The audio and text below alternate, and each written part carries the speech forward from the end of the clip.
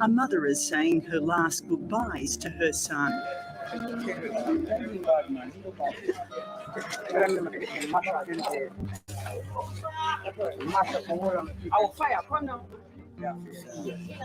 Whenever we can't hear. Kenrick Jacks was shot dead on December 26th. Let Kenrick example show to each and every one of the youth them. That's them may learn from this mistake. Put it down. Kenrick and his 18-year-old friend, Venroy McDermott, died in a hail of bullets fired by their own country's security forces, the police and the army. As Kenrick's coffin is being loaded for the journey to church, a single gunshot is fired. A farewell salute in defiance of those who killed him.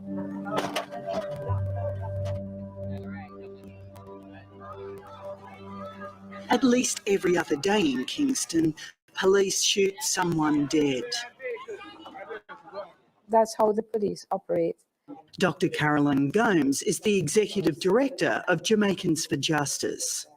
We have cases in our files. The 14-year-old Lance Zab, who was shot eating a piece of cornbread. At autopsy, he was still clutching the cornbread in his hand. We have Rennie Lyons, 5 years old, shot by a policeman who's running down a man who supposedly has a spliff, a ganja spliff. And he's running after him and firing. Rennie's in her yard, he blows her head away. In Jamaica's capital, Kingston, to be young, male, black and poor is an extremely dangerous combination. On one side are the armed gangs which control the streets, and on the other, the island nation's lethal security forces.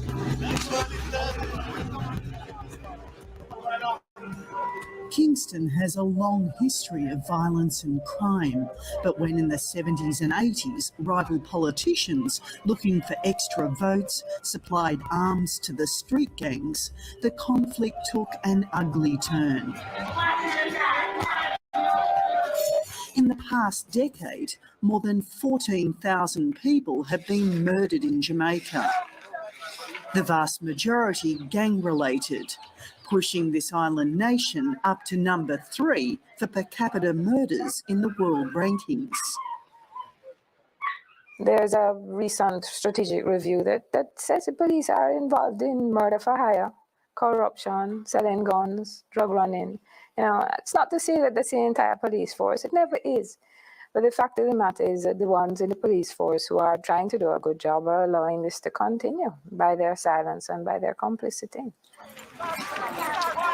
While the violence is worse in poorer communities, it's not confined to them. Across the capital, Kingston, in a more affluent area, the Ray family is also seeking answers. When I heard the crying and said that Fabian got shot, I never dreamed it was the police. I thought that it may be a crossfire from somebody, and he got hit. When I heard it's the police, I said, why? How police could have shot Fabian? And when I heard the circumstances, I said, boy, I used to hear and I used to see things happen and have my doubts, but now it is on my doorstep.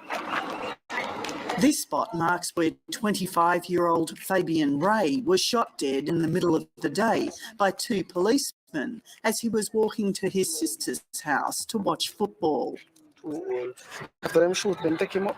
I try to put him in the trunk, but it's like him never dead yet, or they never have enough time to put him in the trunk, or what? I'm too tall. So then put him back down and shoot him again. And then pull the back door through and pull him in and drive past him house, because I'm go to him house. I'm drive past him and go with him. I cried night and day. I had a nervous breakdown because he is my last son. Out of 9 kids, He is the last one. And he's the first one that died. But it's not just on the street that the police are considered lethal and corrupt. There's recognition of that fact within the highest levels of the force. It is a serious, significant problem that we have police officers who are basically criminals and prepared to conduct criminal acts and corrupt acts for their own means. And that's just judging by the investigations I've conducted. Former Scotland Yard policeman Mark Shields was brought in 4 years ago to tackle the country's gang violence problems and help clean up the force. How big a threat are the bad cops to the system right now? It's an enormous threat because the bad cops, however few or many there are, undermine everything that the rest of us are trying to do. And we have to live with that every single day because we may take 10 steps forward of good policing. We may take 10 steps forward in terms of improving trust and confidence with the community. And then something happens and we're back to square one. And that's the constant problem. It's a struggle between good and bad.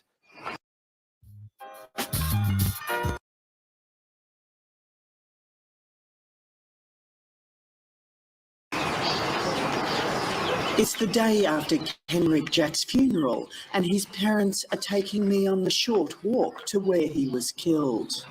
This is where he died. Right here. Where you see this mark here? Right here he died.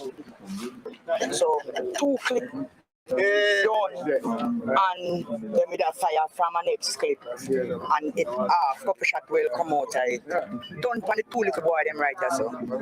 My son get the most, so when we go look on him, the whole of him stomach full of shot, and him foot them down here so full of shot.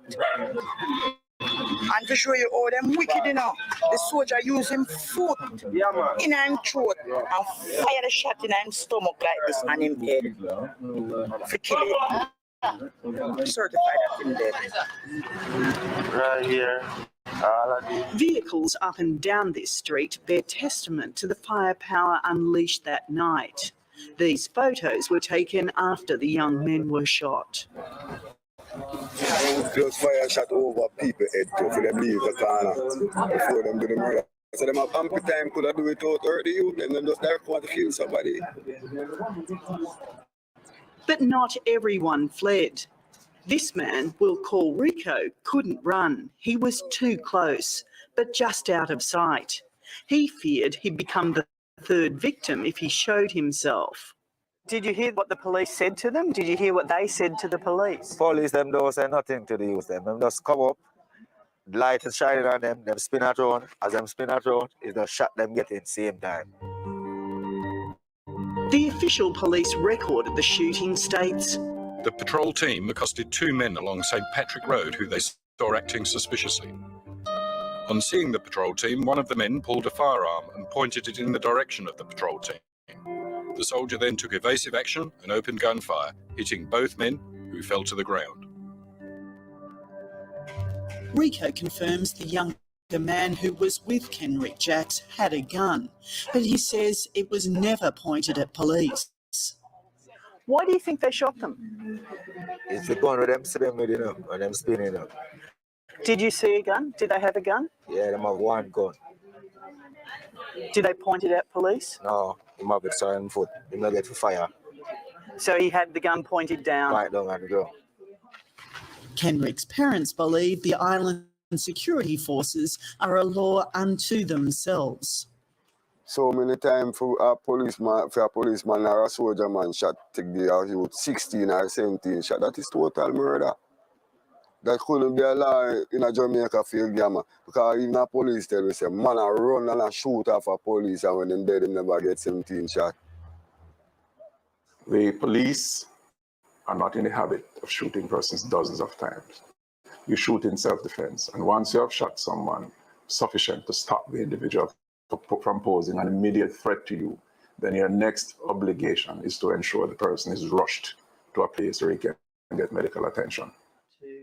Mark Shields is less defensive of Jamaica's police. I've acknowledged that there are cases that are very suspicious in terms of fatal shootings. There are others because we have a country that's full of ruthless gunmen that are quite legitimate in terms of that people here, gunmen are prepared to take on the police. But smoke for me here because my last smoke this. But what is not this? Last smoke this. Until we see you again. I'm going to rest and comfort of yourself. With two senior policemen having two versions of how Jamaica's police force behave, it's no wonder the family of Kenrick Jacks have a clear sense more trouble is on the way. Even the same time after they killed my son, them came here and asking for my rest of children. So I would like to ask them now why they want my rest of children. She knows speaking out is a risk, but it's all she can do for her son, as she holds out no hope his death will be investigated. Right now, to how my son died, it gives me no courage to really to talk to the police, because they should do that from my son died. And they didn't do that. It doesn't take long on the streets of Kingston to see how the police operate. Sorry, tell me what's that? The searching. If nobody never out there, then shoot them. The police claim to find some weed or marijuana at this roadside stall, and two men are arrested.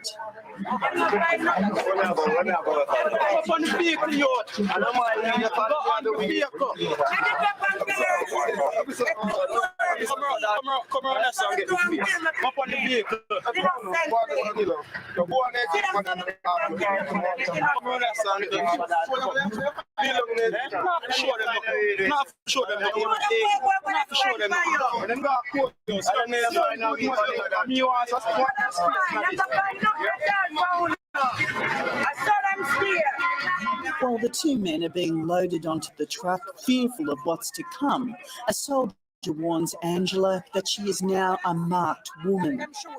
She's angry. When the soldier them say that means anyone tell them see me, that means to say them will shoot me. Because him a cussing better than a one. That means to say my life in jeopardy with them now. But them wrong.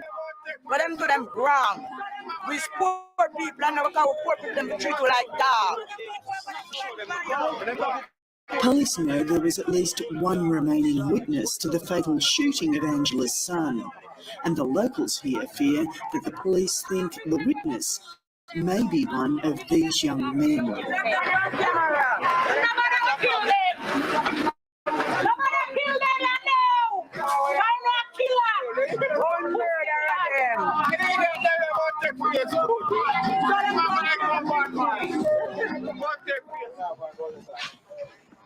George was lucky and is granted bail after being charged with possessing marijuana.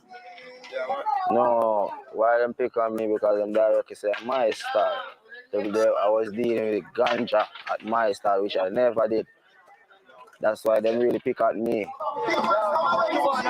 On the street here, there is anger, but also an acceptance of the way police operate, planting evidence from marijuana to guns. Well, the police, them deal with justice. Them deal with it rough. They like them a Somalia, Iraq.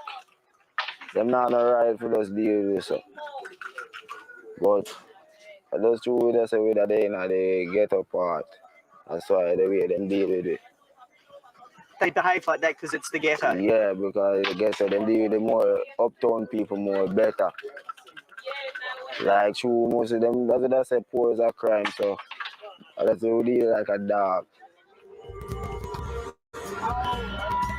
In addition to the police killings, nearly as many people have been murdered in the past 2 years as in the 40 years of conflict in Northern Ireland.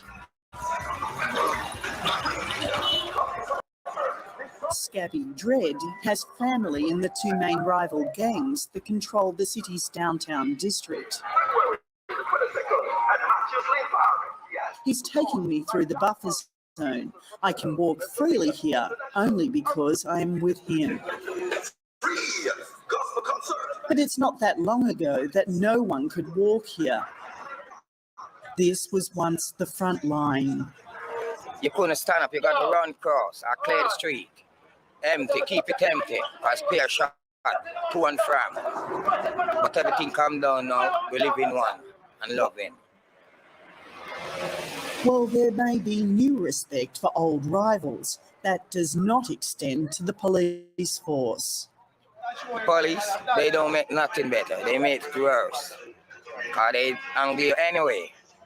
Them beat you up, haul you off to jail, mash up your house, mash up your place, treat you like a criminal. Just through you're poor and you're not rich and live up Beverly Hills. You live in the ghetto, there, they try to keep you down. They don't want to see you come out. Many criminals in Jamaica do not hesitate to shoot at the police, and they do not hesitate to pump dozens of bullets into their victims. In all the instances, save and except a very few which are investigated, discovered and prosecuted, the shootings committed by the police are done in circumstances that are justifiable and necessary. But the list of accusations against the police force is so long and so serious that calls continue to be made for it to be disbanded. We're on record saying that they should just disband the force. You know, obviously not tomorrow because you need a police force, but you set out a timeline in which the Jamaica Constabulary Force, which has lost the trust of the people. There have been calls for the police force to be disbanded. That's one option, and there are times when I can have some sympathy with that, but the fact is we still have to police the country. So if on the 31st of March we disband the JCF, what do we replace it with? How do we go about that process? It's a very radical step, and at times I can see some, as I say, I have some sympathy for it. I think that reform must start from within, though. While police, good and bad, are on the front line, it's the island's politicians who also hold sway over the gangs that rule the streets. Understanding the rules of engagement. Omar Davies is Jamaica's former finance minister. He acknowledges politicians were responsible for arming the gangs, but says that was the past.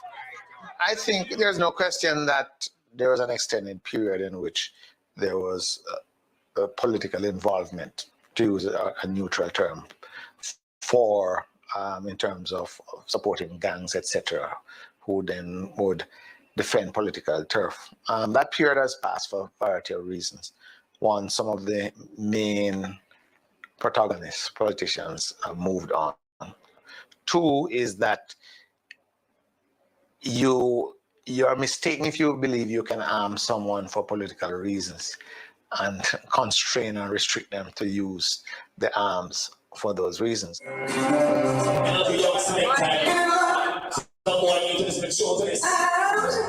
He may not arm them, but Omar Davies does still support at least one gang. In his electorate is the clubhouse of the Black Roses, a gang he openly admits financing. He pays them to keep the streets clean of rubbish. To give someone who is a community leader or a former gang leader, to give them assignments, it means that you're supporting criminality. But at the same time, not just the Jamaica government, but there are international organizations. There's a peace management initiative, etc. And they will tell you that there's no way to bring about peace if you ignore those who can create war. People just maintain a courageous calm, whatever we do. We face a dangerous calm already. Engaging with the gangsters may be one option, but with the high murder rate and police accused of extrajudicial killings, there seems little chance that peace will come to this Caribbean capital anytime soon. We have some excellent police, some very professional officers who are doing a really good job, and they want, as most of Jamaica wants, a first-class police service. Unfortunately, there are many people within it who either don't want that or are part of the problem. We work for an organisation that is a police service, but it's also, in parts, a criminal organisation in itself as well.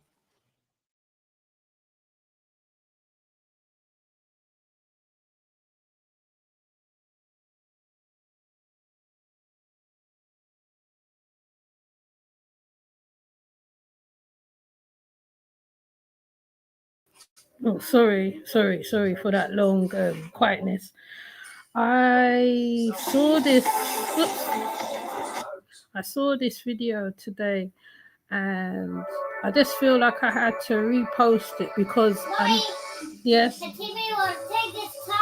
Okay, I know because Jamaicans, corruptions is everywhere, right? Corruptions is even going on in the Trinidad, particularly, still going on. Like, so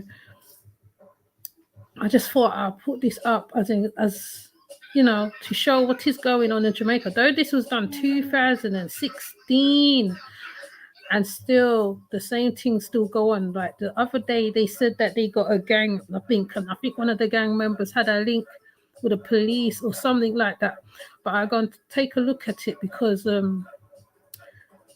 corruption's everywhere, really. Corruption's everywhere, and the main fact that they got the English constabulary there trying to put things right in Jamaica when they can't even, when they are getting money from the politicians to police gangs and stuff like that. But because it's getting out of hand, for what my understanding of is of the video, it got out of hand because now the police, everything going to their heads, so they come like the hitman. Instead of they go after hitmen, they're the one hitting people, being the hitman for people. That even they was able to threaten the mother of a boy, as you see there, that died, and asking her about her children. You're like, wow, why are you asking her about her children for? You know, that's how dangerous it can be. So I just thought I'd put this up here because I know, though this was done 2016, I know it's still the same in Jamaica right now. Things still are going the same way because we know from Nzinga King how them police was roughing up the young lady, and others. I think others has gone through the same thing. That it gets to a level of shooting people. It's just sad. It's just like, you know, it's a beautiful country and you're doing all that. And because there is there's two sides over there. There's PNN, PMP, and some next one. We all know about Dundas and stuff like that. If you know about Dundas, then you know what's going, how this thing does go on over there, yeah? It'd be interesting to have certain conversations with Jamaicans from over the water to hear their point of view on certain things, because I've covered a few Jamaican stuff on my channel, and I would really like to hear from the Jamaicans, and I really like to hear from the Trinidadians, because certainly even they had there's lots of things going on over there. Basically, I feel if I was to cover everything that go on over there concerning people dying, it will be a whole obituary over this side, and it's sad. I mean, Jamaica have some good news, but then within the good news and the bad news, within between it, with most West Indian countries. So I just thought I'd put this up here because I know this is still going on, and I don't know whether that was Kingston or Ochi. I don't know what part that was. I would love someone to tell me which part that was filmed, because they didn't say which part it was filmed, it was filmed from. The journalist is obviously quite good because she found out loads of answers pertaining to the police. Obviously, the young men were marked because they said they had guns in their hand and stuff like that. But there was also a little child that got killed as well while playing. Please comment down below and tell me a few things that I can go and look further, because I can go look, but I want to know exactly, I want to be precise what I'm looking at, right? So with that said, I'll just leave this information here. Comment underneath it, the ones who come from Jamaica, the West Indian countries on a whole, because it's all the same. Even in Brazil, it's the same rubbish going on where they were killing youngsters in playgrounds, telling them they don't want them to be gangsters, up and coming gangsters, and all this foolishness. Because I remember when that happened, that was in 2010, I think it was, where they shot a whole heap of youngsters all out playing basketball. They're playing basketball, minding their own business, they weren't doing nothing. And they said that they was getting them while they were young. It's quite sad. I mean, even the young man, you see the young man, he's selling his stuff. They're trying to say he had drugs on his stall. So that's false accusations, false accusation, because he lives in the ghetto. People were trying to come out of the ghetto, so that he's trying to work his way out of the ghetto. Probably don't want to work around the gangs. He probably don't want to be around them. He wants to get a business, make a business for himself. But you know, I don't know what else to say on the matter really. But I thought I'd put this up. Like I said, I repost it because people get weird ideas about the Caribbean. They don't look into it. They haven't been over there. They don't understand the Caribbean. The Caribbean, the police is just as corrupt as the West, but in a different way, because they was put to fight for the politicians, like the guy said. So they were also arming the gangs as well alongside, because they did the same thing in Trinidad, the same exact thing. Because in Trinidad, when the coup happened, it was that Muslim, I forgot his name. The Muslim guy tried to bring peace amongst the gangs and stuff like that. And there was two sets. Now there's a Rasta gang, and there's I think it's the same in Jamaica. I think it is anyway. But in Trinidad, there's a Rasta gang and there's another gang. And they keep peace amongst the people in the spaces, the areas where they are, to a certain extent, but things always kick off. Then the police come and add to the drama on top of it, because there is corrupt police in loads of countries, right? I repeat, there's loads of corrupted police everywhere. It don't matter which part you come from. You could come from Bahamas, wherever, okay? So I just thought I'd put this up. I ain't even gonna go into whatever they said. I ain't even gonna expand on it or not, because like I've been to the West Indies when a coup was happening already, and I know exactly how that feels. So if you haven't been in those things there, you don't understand, you don't get it. So for the ones who's come from Jamaica, please put down your comments and say your opinions and stuff like that, because I know nothing will change over there. I really know. Okay, so even though I'm here in the UK, it's the same kind of madness, but the police come at you differently. You see what I'm saying? But when it's your own, I come after you like that. Now it's a whole different something else, right? So with that said, I'm gonna come off, because I'm just gonna repeat myself. So I want to repeat myself, so I'm just gonna come off. So I'll see you later. Take care. Be safe wherever you are, whatever you're doing. And I'm not saying that this is continuous. Like there are some peaceful places in the West Indies, okay? But you know, for those who know, innit? So I'll see you later. Take care. Bye.